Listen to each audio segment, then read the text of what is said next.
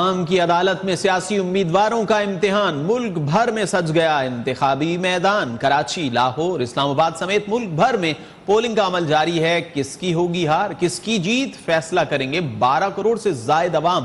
انتخابی مارکے میں بڑے بڑے برج الٹنے کا خدشہ۔ ملک کے طول و عرض میں صبح 8 بجے سے شروع ہونے والی پولنگ شام 5 بجے تک بغیر کسی وقفے کے جاری رہے گی۔ انتخابی عملہ اور سیکیورٹی اہلکار پولنگ سٹیشنز پر موجود ہیں۔ الیکشن 2024 کے دنگل میں صبح سویرے ہی ووٹرز پرجوش دکھائی دیتے ہیں۔ عوام کی بڑی تعداد اپنے پسندیدہ امیدوار کو ووٹ دینے کے لیے پولنگ سٹیشنز پر موجود ہے۔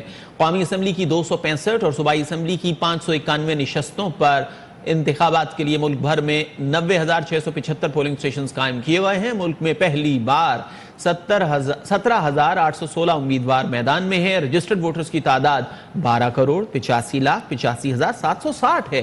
ووٹ ڈالنے کے لیے اصلی شناختی کارڈ لازمی ہے۔ زائد المیعاد شناختی کارڈ پر بھی ووٹ ڈالنے کی اجازت ہے۔